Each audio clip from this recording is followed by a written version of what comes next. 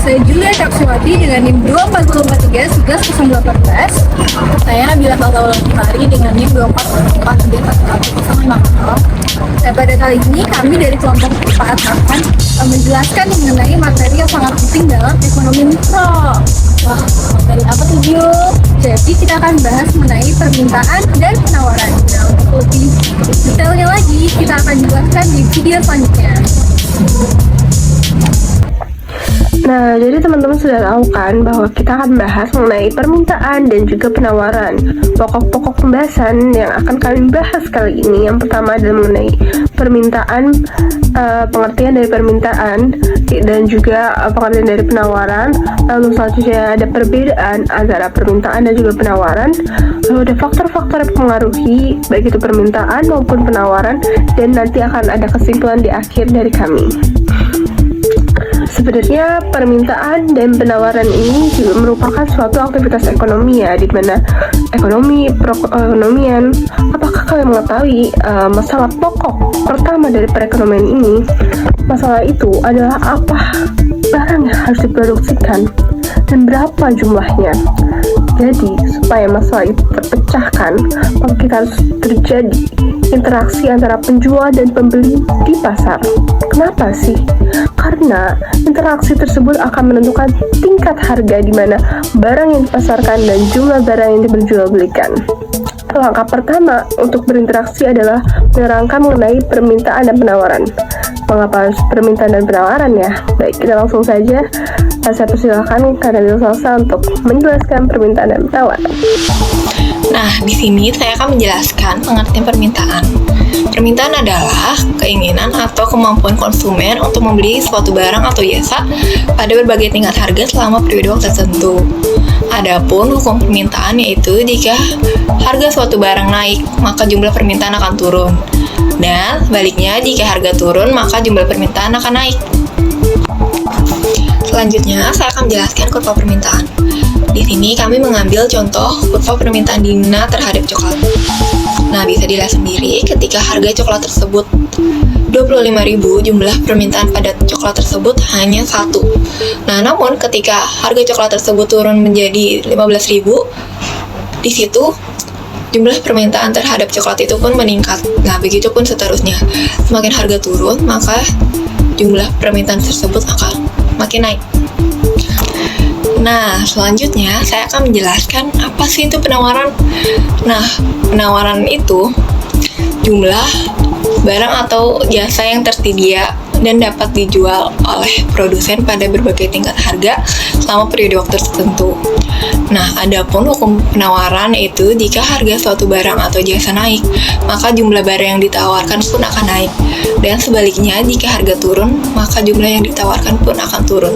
Oke, di sini saya akan menjelaskan kurva penawaran. Untuk kurva penawaran, kami mengambil kurva penawaran di toko sepatu di Lantero. Nah, bisa dilihat sendiri ketika harga sepatu tersebut 350.000, jumlah barang yang ditawarkan itu 50 pasang sepatu. Nah, namun ketika harga sepatu tersebut turun menjadi 250.000, sepatu yang ditawarkan pun menurun menjadi 30 pasang. Nah, begitu pun seterusnya. Semakin harga turun, nah jumlah yang ditawarkan pun akan makin menurun. Oke, untuk supaya lebih mudah dipahami dan lebih jelas juga, kita akan tampilkan video dari contoh kasus Bapak penjual susu berikut ini. Misalnya Anda bayangkan diri Anda sebagai penjual susu murni. Dengan mempertimbangkan berbagai ongkos dan keuntungan yang ingin Anda peroleh, anggap saja Anda menjualnya dengan harga 5.000. Orang-orang mulai berdatangan membeli susu murni di kedai Anda. Dari anak sekolahan, ibu-ibu arisan, sampai bapak-bapak yang hobinya badminton. Namun, karena sudah habis terjual, orang-orang jadi pindah mencari susu murni ke kedai pesaing Anda. Wah, ternyata pesaing Anda pasang harga di 6.000 dan masih laku juga. Duh, coba kalau Anda nggak kehabisan susu murni. Anda pasti masih bisa jualan, bahkan menambah keuntungan Anda. Anda menghubungi supplier untuk menambah stok susu murni Anda ya? Nah, karena stok sudah tersedia, orang-orang mulai datang lagi ke kedai Anda kan? Permintaan susu murni ternyata sangat banyak ya. Ini jadi kesempatan Anda untuk terus mendapatkan keuntungan yang lebih banyak lagi.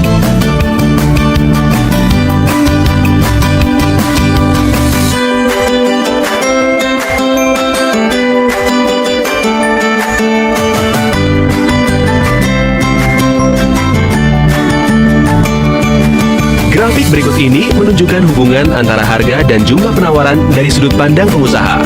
Semakin tinggi harga barang, para pengusaha akan terus menambah jumlah barang dagangan untuk mendapatkan keuntungan yang lebih banyak lagi.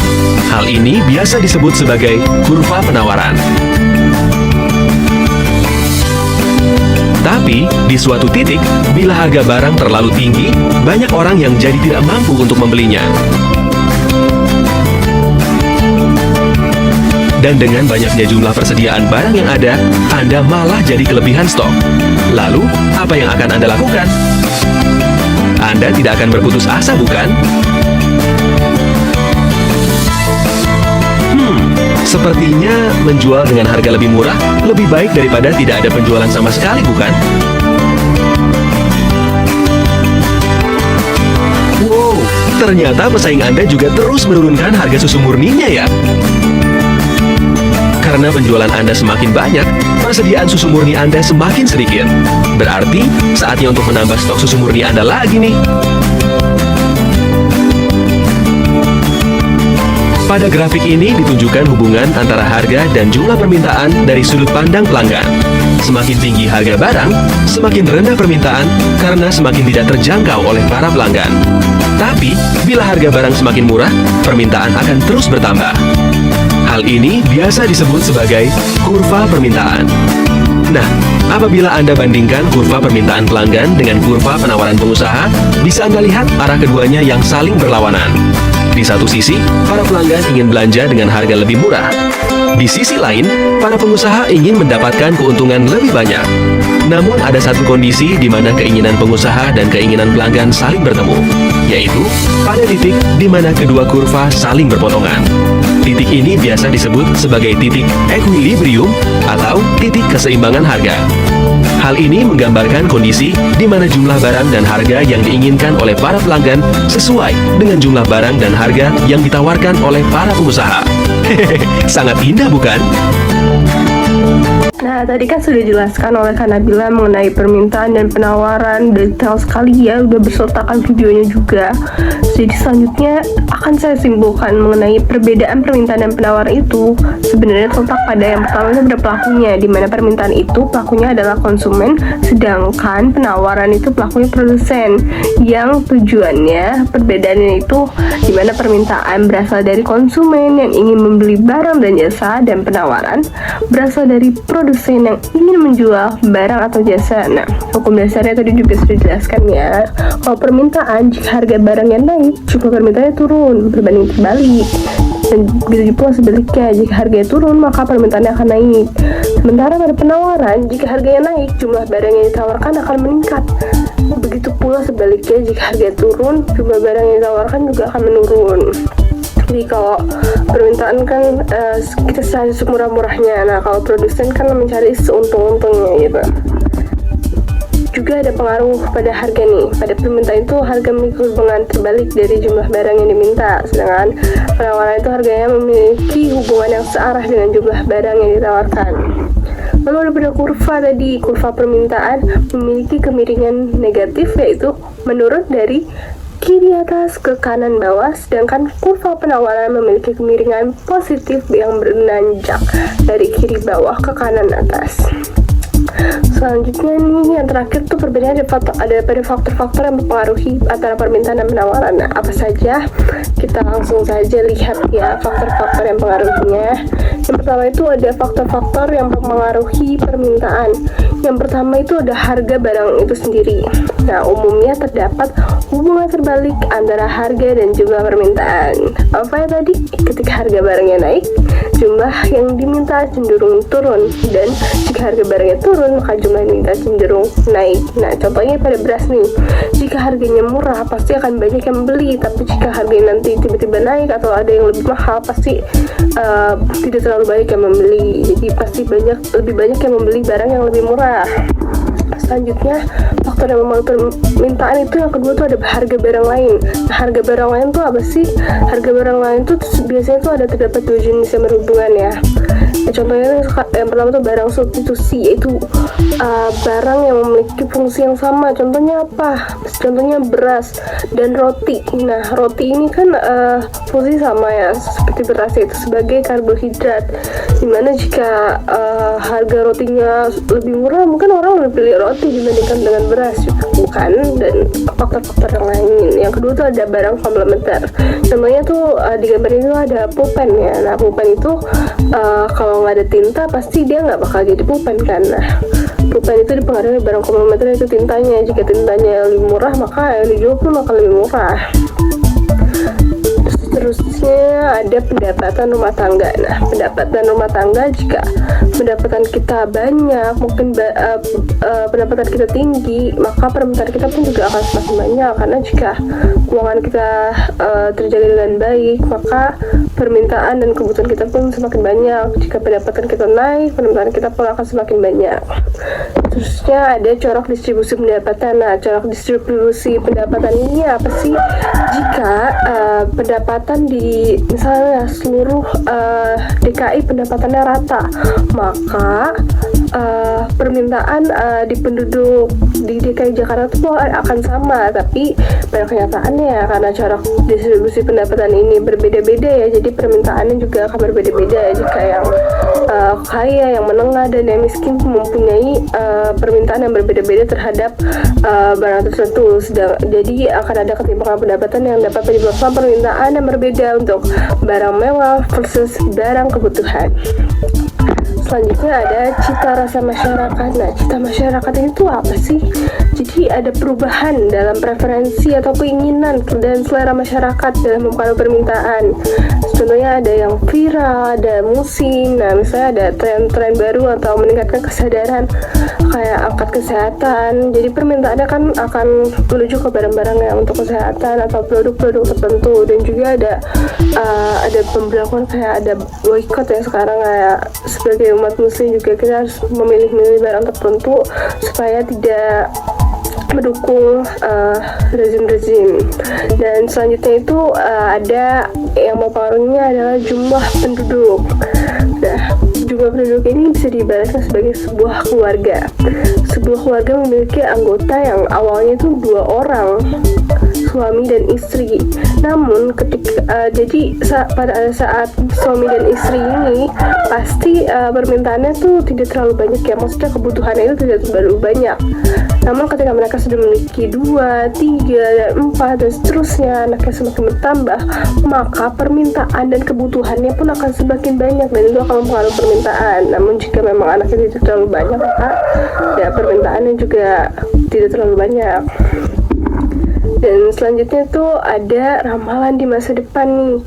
Banyak sekali kita melakukan riset-riset ya, apa yang ada di sosial media, ada yang di Google, berita-berita. Kita melakukan riset, apakah tahun depan akan terjadi inflasi, apakah tahun depan akan terjadi resesi. Nah, dari itu biasanya ibu-ibu rumah tangga nih yang mengetahui sebenarnya tahun depan akan naik, jadi mereka langsung membeli banyak-banyak untuk menyetok di rumahnya. Nah, jadi ramalan di masa depan, inflasi, dan sebagainya macamnya membuat permintaan itu akan naik dengan masyarakat itu berbondong-bondong membeli barang-barang kebutuhan di supermarket atau di toko-toko terdekat, seperti itu.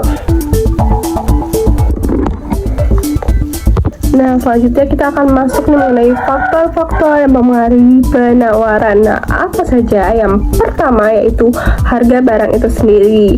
Seperti yang kita tahu ya, bahwa hubungan antara harga dan juga penawaran itu berbanding positif ya, bersifat positif. Kenapa? Karena ketika harga barangnya meningkat, maka produsen akan menawarkan barang itu lebih banyak lagi. Kenapa? Karena potensi keuntungannya akan lebih banyak dan lebih tinggi.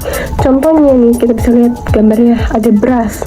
Nah, produsen beras yang sudah bermerek nih, tadi sudah bermerek, sudah dikenal, harganya tadi 10.000, banyak sekali yang membeli. Tapi produsennya itu ingin menaikkan harganya karena dia tahu dia udah terkenal, dia naikin harga dan menambah stoknya lebih banyak.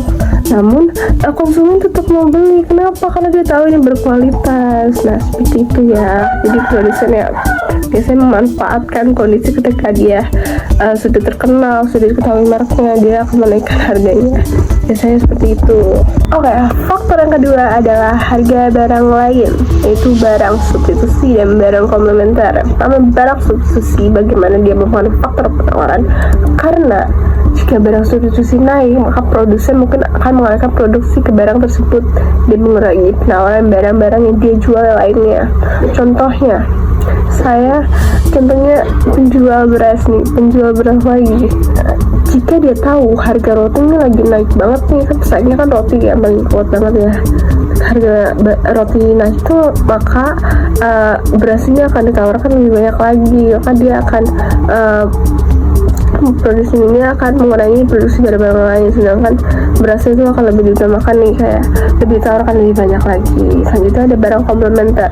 Kenaikan harga barang komplementer dapat mengaruhi penawaran barang terkait. Contohnya pada pulpen ya, jika tintanya itu naik, maka penawarannya pun juga mungkin akan semakin naik ya, karena supaya mendapat keuntungan yang lebih banyak lagi. Selanjutnya tuh ada biaya produksi. Biaya produksi ini sangat mempengaruhi. Kenapa? Karena ya dari produksi akan ada biaya bahan baku, tenaga kerja, overhead yang berpengaruh langsung terhadap penawaran. Nantinya kan biaya-biaya ini akan diakumulasikan atau nanti juga akan dihitung sehingga akan menetapkan harga jualnya ya dan HPP-nya. Nah, jika biaya produksi ini meningkat, produsen akan mengurangi jumlah yang ditawarkan karena mungkin memberi keuntungan yang lebih rendah. Selanjutnya itu ada tujuan operasi perusahaan. Nah, beberapa perusahaan itu mungkin berfokus pada pertumbuhan pangsa pasar yang besar daripada yang keuntungan tuh jangka pendek, sehingga mereka bisa menawarkan lebih banyak barang meskipun harganya rendah. Kayak walaupun harganya biasa-biasa aja, tapi yang ditawarkan juga tetap lebih banyak karena dia membutuhkan pangsa pasar yang kayak lama-lama semakin besar gitu. Jual harganya murah, tawarkan lebih banyak supaya lebih dikenal dulu daripada kayak keuntungan jangka pendek. Dan terakhir tuh ada tingkat teknologi. Nah, semakin canggih maka semakin banyak nih barang-barang yang cepat dihasilkan. Nah, untuk meningkatkan efisiensi produksi, memungkinkan produsen untuk menawarkan lebih banyak barang dengan biaya yang lebih rendah sehingga meningkatkan penawaran. Nah, kalau tingkat teknologinya semakin canggih, maka barangnya tuh akan semakin cepat dihasilkan dan akan meningkatkan penawaran. Oke, jadi kesimpulannya, permintaan adalah jumlah barang yang diinginkan konsumen pada berbagai tingkat harga. Sedangkan kalau penawaran, jumlah barang yang ditawarkan oleh produsen. Dan terdapat perbedaan dan faktor yang mempengaruhi keduanya, sehingga interaksi keduanya ini dapat menentukan harga dan kuantitas barang di pasar. Sekian materi dari kami. Jika kalian ingin bertanya, maka bisa hubungi kami melalui chat pribadi di nomor di bawah ini atau melalui komentar. Dadah, terima kasih.